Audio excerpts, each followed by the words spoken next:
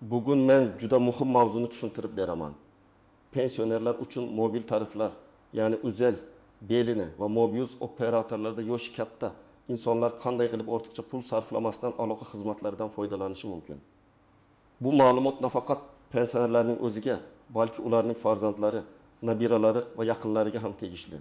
Chunki ko'p oilalarda telefon raqamini to'ldirish, tarif tanlash, internet paket ulash yoki keraksiz xizmatlarni o'chirish bilan aynan farzandlar shug'ullanadi.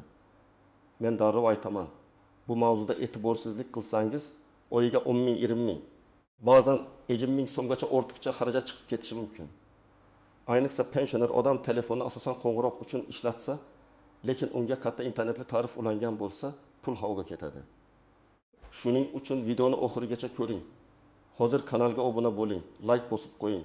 Chunki men sizga oddiy tilda amaliy misollar bilan qaysi holatda nima qilish kerakligini tushuntiraman. Avvallar ko'pchilik pensionerlar telefonni juda sodda ishlatardi. Qo'ng'iroq qilish, SMS yuborish, ba'zan farzandlari bilan gaplashish. Internet, Telegram, video qo'ng'iroq, bank ilovalari. Kommunal to'lovlar degan narsalar uncha keng tarqalmagan edi. Shuning uchun ularga eng arzon qo'ng'iroqli tariflar yetarli bo'lardi. Raqamga 5 ming yoki 10 ming so'm tashlansa, bir necha hafta, hatto bir oyga yetardi. Hozir esa vaziyat o'zgardi. Pensionerlarning ko'pchiligi Telegram ishlatadi. Nabiralar bilan video ko'rishadi. Bank kartasiga pensiya tushganini ilovadan tekshiradi. Kommunal to'lovni telefondan ko'radi. Ba'zan YouTube ham tomosha qiladi. Shu bilan birga tariflar ham murakkablashdi. Har bir operator oyiga abonent to'lovi bor tariflar, internet paketlari, daqiqalar, SMS'lar, qo'shimcha xizmatlar, pullik obunalar va avtomatik yangilanadigan paketlarni taklif qiladi.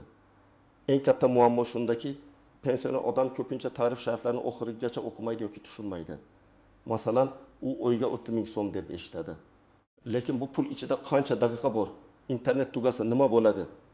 Tarif vaqtida yangilanmasa, balansdan qanday pul yechiladi? Bularni bilmaydi. Natijada u raqamga pul tashlaydi, lekin 3 kundan keyin balans 0 bo'lib qoladi. Keyin operator pulimni yeb qo'ydi degan fikr paydo bo'ladi. Aslida esa ko'pincha sabab tarif noto'g'ri tanlanganida yoki qo'shimcha xizmatlar o'chirilmaganida bo'ladi. Ucell, Belin va Mobius bo'yicha umumiy holatni tushuntiraman. Bu operatorlarning har birida turli tariflar bor.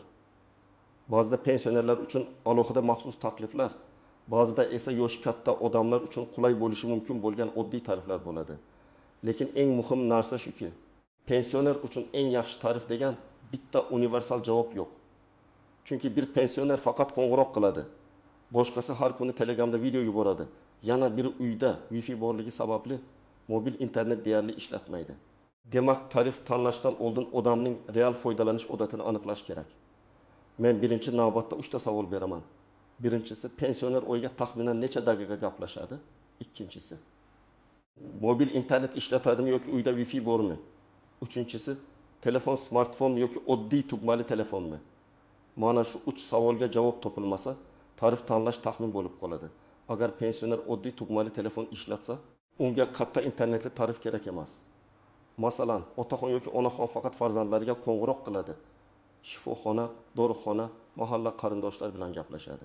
Bunday holatda oyiga 20 yil 60 gigabit internetli tarif ortiqcha bo'lishi mumkin. U inson internet ishlatmaydi, lekin har oy abonent to'lovini to'laydi. Bu xuddi uyda gaz plitasi bo'lmasa ham katta gaz limitiga pul to'lashga o'xshaydi. Kerak bo'lmagan xizmat uchun pul ketadi. Masalan, bir pensioner oyiga 1 ming so'mlik tarifda yuribdi deylik. Tarif ichida internet, daqiqalar va SMS bor. Lekin oy davomida internetdan 200 megabayt ham ishlatmaydi. Asosiy sarf qo'ng'iroq. Agar unga arzonroq, qo'ng'iroqqa mos tarif yoki ichki tarmoqda arzon gaplashish imkoniyati bo'lgan paket tanlansa, oyiga 15-20 ming so'm tejalishi mumkin. Bir qarashda bu katta pul emasdek tuyuladi. Lekin yiliga hisoblasak, 1 mingdan 2 ming so'mgacha bo'ladi. Pensioner uchun bu dori darmon, transport yoki kommunal to'lovga yordam beradi. Endi ikkinchi holat. Pensioner smartfon ishlatadi, Telegramda faol.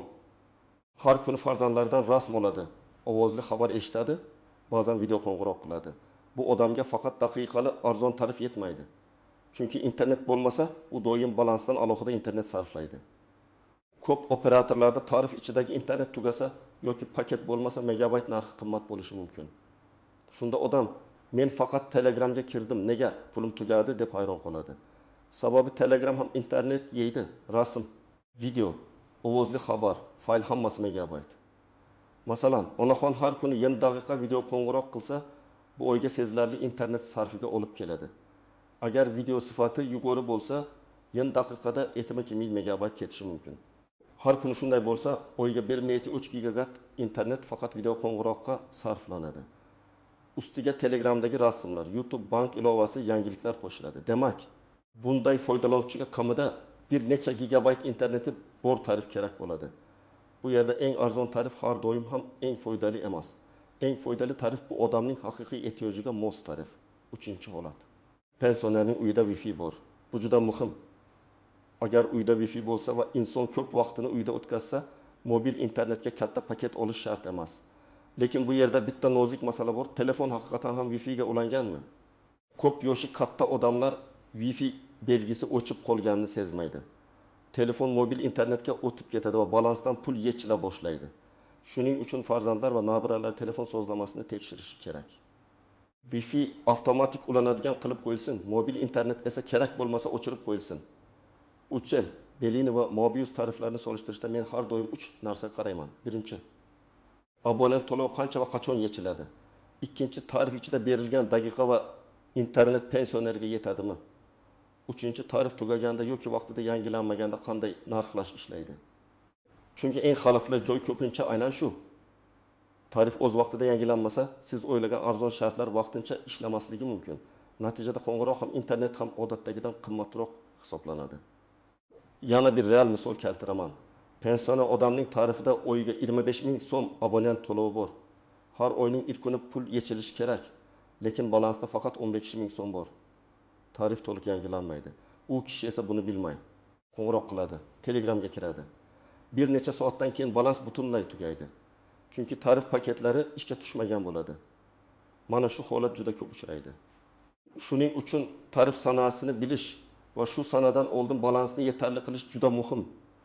Kimlar ko'proq xavotir olishi kerak? Birinchidan, smartfon ishlatadigan, lekin internet qanday sarflanishini tushunmaydigan pensionerlar. Ikkinchidan, balansni tez-tez to'ldirmaydigan, faqat pul tugaganda eslaydiganlar. Uchinchidan, ilgari kimdir ulab bergan tarifda yurgan, lekin hozir shartlari o'zgargan bo'lishi mumkin bo'lgan raqam egalari. To'rtinchidan, telefoniga turli pullik obunalar kelgan bo'lishi mumkin bo'lganlar. Masalan, musiqa, yangiliklar, o'yin, horoskop, kontent xizmatlari, bular oyga mayda-mayda pul yechadi, lekin yig'ilganda seziladi. Kimlar unchalik xavotir olmasligi mumkin? Agar pensionerning tarifi aniq ma'lum bo'lsa, har oy qancha pul yechilishini bilsa, internet va daqiqalar yetib tursa, qo'shimcha xizmatlar tekshirilgan bo'lsa, bu holatda katta muammo yo'q. Lekin baribir kamida 2-3 oyda bir marta tarifni tekshirib turish kerak. Chunki operatorlar tarif shartlarini yangilashi, eski tariflarni yopishi yoki yangi qulay takliflar chiqarishi mumkin. Endi eng ko'p uchraydigan xatolarni tushuntiraman. Birinchi xato, pensioner bo'lsa eng arzon tarif yetadi deb o'ylash. Bu har doim to'g'ri emas. Agar onaxon har kuni Telegramda video ko'rsa, nabiralar bilan video qo'ng'iroq qilsa, unga juda kichik internetli tarif yetmaydi. Natijada tarif arzon bo'lsa ham, qo'shimcha internet uchun ko'proq pul ketadi. Shuning uchun arzon narxga emas, umumiy oylik xarajatga qarash kerak. Ikkinchi xato, internet ishlatmayman deyish, lekin telefonda mobil internet yo'qolgan bo'lishi. Smartfonda ko'p ilovalar fon rejimida ishlaydi. Ob-havo, Telegram, WhatsApp bank ilovasi, yangilanishlar, reklama, suratlar sinxronizatsiyasi. Bularning hammasi internet sarflashi mumkin. Pensioner odam telefonni qo'liga olmasa ham internet ketaverishi mumkin. Shuning uchun agar mobil internet kerak bo'lmasa, sozlamadan uni o'chirib qo'yish kerak. Agar kerak bo'lsa, fon yangilanishlarini cheklash kerak. Uchinchi xato, operator ichidagi daqiqalarni barcha raqamlarga deb o'ylash. Ba'zi tariflarda operator ichida alohida, boshqa operatorlarga alohida daqiqalar bo'lishi mumkin. Masalan, Uzel ichida gaplashish arzon yoki bepul bo'lishi mumkin, lekin Bellini yoki Mobius raqamiga qo'ng'iroq boshqa tartibda hisoblanadi. Yoki aksincha. Shuning uchun oilada hamma qaysi operator ishlatishni bilish foydali. Agar pensioner asosan bitta operator raqamlariga qo'ng'iroq qilsa, shu yo'nalishga mos tarif foydali bo'lishi mumkin. Agar u turli operatorlarga ko'p qo'ng'iroq qilsa, barcha yo'nalishlarga daqiqasi bor tarif qulayroq. To'rtinchi xato. Eski sim kartada juda eski tarifda yurish. Ba'zan eski tariflar yaxshi bo'ladi. Ba'zan esa aksincha hozirgi ehtiyojga mos kelmaydi. Masalan, en yil oldin ulangan tarif qo'ng'iroqqa mos bo'lgan. Lekin hozir internet narxi qimmat hisoblanishi mumkin. Yoki eski tarifda abonent to'lovi yo'q, lekin har bir daqiqa qimmat. Pensioner kam gaplashsa bu muammo emas. Lekin ko'p gaplashsa abonent to'lovli tarif yaxshiroq bo'lishi mumkin. 5-xato. Pullik xizmatlarni tekshirmaslik. Men amaliyotda ko'p ko'rganman. Odam tarifim 3000 so'm, lekin har oydan 5000 so'm ketadi deydi. Tekshirib ko'rilsa, unda qo'shimcha musiqa xizmati, kontent obunasi yoki boshqa pullik servis ulangan bo'ladi. Ba'zan odam o'zi bilmagan holda SMS-dagi havolani bosgan, ba'zan kimdir ulab bergan, ba'zan eski xizmat qolib ketgan. Bunday xizmatlar albatta tekshirilishi va kerak bo'lmasa o'chirilishi kerak. 6-nozik masala pasport va raqam egasi. Ko'p pensionerlar ishlatayotgan sim karta o'z nomida bo'lmasligi mumkin. Masalan, raqam farzandining nomida, nabirasining nomida yoki yillar oldin boshqa odam nomiga olingan. Bu katta muammo tug'dirishi mumkin. Tarifni o'zgartirish, sim kartani almashtirish, raqamni tiklash. Ayrim imtiyozli yoki maxsus takliflardan foydalanish uchun raqam egasining hujjati kerak bo'ladi. Shuning uchun raqam kimning nomida ekanini aniqlash juda muhim. Agar raqam doim pensionerning o'zida bo'ladigan bo'lsa, imkon qadar uni qonuniy tartibda o'z nomiga rasmiylashtirish masalasini ko'rib chiqish kerak. 7-masala, pensionerlik guvohnomasi har doim ham avtomatik chegirma bermaydi. Ba'zi odamlar men pensionerman, demak operator menga albatta alohida tarif berish kerak deb o'ylaydi. Aslida har bir operatorning amaldagi shartlari bo'ladi. Ba'zi takliflar faqat ma'lum davrda bo'ladi, ba'zilari faqat yangi ulanishlar uchun. Ba'zilari faqat ma'lum yoshdagi abonentlar uchun. Ba'zilari esa umuman pensionerlikka emas, ijtimoiy tarif yoki arzon paket tamoyiliga bog'liq bo'lishi mumkin. Shuning uchun aniq javobni operatorning rasmiy ofisi, rasmiy sayti, ilovasi yoki kol markazidan olish kerak. Uzel bo'yicha pensionerlar nimalarga qarashi kerak? Men birinchi navbatda Uzel ilovasi yoki rasmiy USSD menyusi orqali amaldagi tarif nomini tekshirishni tavsiya qilaman. Keyin tarif ichida nechta daqiqa, qancha internet abonent to'lovi qachon yechilishi va qo'shimcha xizmatlar bor yo'qligini ko'rish kerak. Agar pensioner Uzel raqamlariga ko'p qo'ng'iroq qilsa, ichki tarmoq shartlari muhim. Agar boshqa operatorlarga ko'p qo'ng'iroq qilsa, barcha yo'nalishlar bo'yicha daqiqalar muhimroq. Belni bo'yicha ham xuddi shunday. Belni ilovasi shaxsiy kabinet yoki operator ofisi orqali tarifni ko'rish kerak. Belnida ham turli paketlar, internetli tariflar va qo'shimcha xizmatlar bo'lishi mumkin. Pensioner odam telefonda internet ishlatmasa, katta internetli tarifning foydasini qayta hisoblash kerak. Agar ishlatsa, internet tugagandan keyingi narxlar va avtomatik paketlar qanday ishlashini bilish kerak. Chunki ba'zi holatlarda internet tugagach qo'shimcha paket avtomatik ulanadi yoki balansdan alohida hisoblanadi. Mobius bo'yicha esa ko'p odamlar narxi qulay degan umumiy fikr bilan raqam tanlaydi. Lekin bu yerda ham aniq tarif shartlarini ko'rmasdan xulosa qilish noto'g'ri. Mobiusda pensioner uchun qulay bo'lishi mumkin bo'lgan tarif bor yoki yo'qligini, qo'ng'iroq yo'nalishlari, internet hajmi, abonent to'lovi va xizmatlar ro'yxatini alohida tekshirish kerak. Ayniqsa qishloq joylarda yoki tumanlarda signal sifati ham muhim. Eng arzon tarif ham foydasiz bo'ladi agar uy ichida aloqa yaxshi ushlamasa. Mana bu ham juda muhim. Tarif tanlashda faqat narxga emas, aloqa sifati va yashash joyiga qarash kerak. Pensioner odam shahar markazida yashasa, uchala operator ham yaxshi ishlash mumkin. Lekin chekka mahalla, qishloq, dala hovli yoki tog'li hududda farq katta bo'ladi. Bitta operatorning tarifi arzon, lekin uyda signal zaif. Odam qo'ng'iroq qila olmaydi, ovoz uziladi, internet ochilmaydi. Bunday holatda biroz qimmatroq bo'lsa ham barqaror ishlaydigan operator tanlash ma'qul. Endi aniq nima qilish kerakligini bosqichma-bosqich aytaman. Birinchi qadam, pensioner ishlatayotgan raqam qaysi operatorga tegishli ekanini va raqam kimning nomida rasmiylashtirilganini aniqlang. Buni operator ofisida pasport bilan tekshirish mumkin. Agar raqam egasi boshqa odam bo'lsa, kelajakda muammo chiqmasligi uchun rasmiylashtirish tartibini so'rang. Ikkinchi qadam, amaldagi tarif nomini bilib oling. Buning uchun operatorning mobil ilovasidan foydalanish eng qulay. Uzel, Belini yoki Mobius rasmiy ilovasi kiriladi. Raqam tasdiqlanadi, tarif bo'limi ochiladi. Agar pensioner ilovadan foydalana olmasa, farzandi yoki nabirasi yordam bersin. ilovadan foydalanish imkoni bo'lmasa, operator ofisiga borish yoki kol markaziga qo'ng'iroq qilish mumkin. 3-qadam oxirgi bir oyda qancha pul sarflanganini tekshiring. Faqat tarif narxini emas, jami sarfini ko'ring. Masalan, raqamga bir oyda 2000 so'm tashlangan bo'lsa, oy oxirida balans 0 bo'lsa, demak real xarajat 2000 so'm. Tarif 3000 bo'lsa ham qolgan 20000 qayerga ketganini aniqlash kerak. Bu qo'shimcha internet, pullik obuna, tarifdan tashqari qo'ng'iroq yoki SMS bo'lishi mumkin. 4-qadam pullik xizmatlarni tekshiring. Operator ilovasida xizmatlar, obunalar. Qo'shimcha xizmatlar degan bo'limlar bo'ladi. Keraksiz xizmatlarni o'chiring. Agar tushunmasangiz, operator ofisiga borib, aniq qilib shunday deng: "Mening raqamimda barcha pullik qo'shimcha xizmatlar ro'yxatini chiqarib bering." Keraksizlarni o'chirmoqchiman. Bu gapni aniq aytish kerak. Chunki ba'zan odam faqat tarifni so'raydi, lekin xizmatlarni so'ramaydi. 5-qadam pensionerning foydalanish odatini yozib chiqing. Men oddiy qog'ozga shunday jadval qilishni maslahat beraman. Bir oyda taxminan qancha qo'ng'iroq qiladi? Asosan kimlarga qo'ng'iroq qiladi?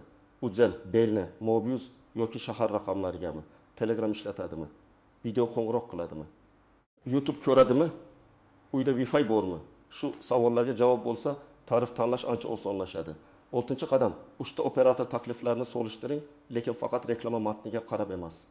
Uzel, Belin va Mobius bo'yicha amaldagi rasmiy tarif shartlarini ko'ring. Pensionerlar uchun ijtimoiy, minimal, qulay, oddiy, daqiqa internet kabi bo'limlarni tekshiring. Agar maxsus pensioner tarifi mavjud bo'lsa, uning shartlarini o'qing. Yosh chegarasi bormi? Qanday hujjat kerak? Faqat yangi raqam uchunmi yoki eski raqamni ham o'tkazish mumkinmi? Abonent to'lovi qancha? Paketlar yetarlimi? 7-qadam hujjatlarni tayyorlang.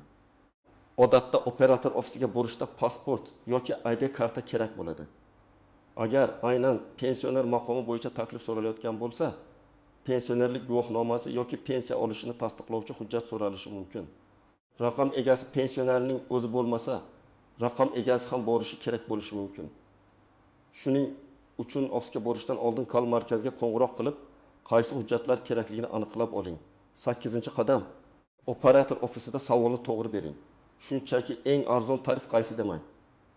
Bunday savolga berilgan javob sizga mos kelmasligi mumkin. Buning o'rniga shunday deng: "Men pensionerman. Telefonni asosan qo'ng'iroq va Telegram uchun ishlataman. Oyga taxminan 3,4 ming so'mdan oshmasin. Keraksiz obunalar bo'lmasin. İnternet tugasa balansdan qimmat yechilmasin. Menga eng mos variantlarni tushuntirib bering. Mana shunda xodim ham sizning ehtiyojingizni yaxshiroq tushunadi." 9-qadam, tarifni almashtirgandan keyin darrov nazorat qiling. Tarif almashdi, demak ish tugadi deb o'ylamang. Birinchi hafta balans qanday ketayotganini tekshiring. İnternet yetyaptimi? Qo'ng'iroqlar paket ichidan ketyaptimi? Qo'shimcha pul yechilmayaptimi? Shularni ko'ring. Agar birinchi haftadayoq balans tez kamayib ketsa, demak nimadir noto'g'ri. Buni bir oy kutmasdan darhol aniqlash kerak. 10-qadam.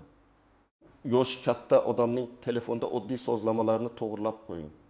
Mobil internet kerak bo'lmasa o'chirib qo'ying. Telegramda videolar avtomatik yuklanishini cheklang. YouTube'da video sifatini juda yuqori qilib qo'ymang.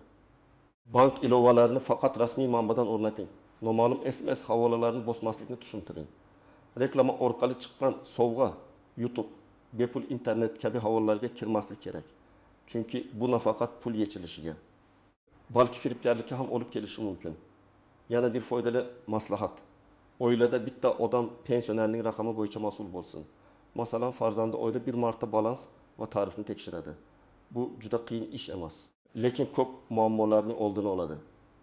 Ayniqsa pensioner bank kartasidan, SMS kodlardan va mobil ilovalardan foydalansa, telefon raqamiga e'tibor yanada kuchli bo'lishi kerak.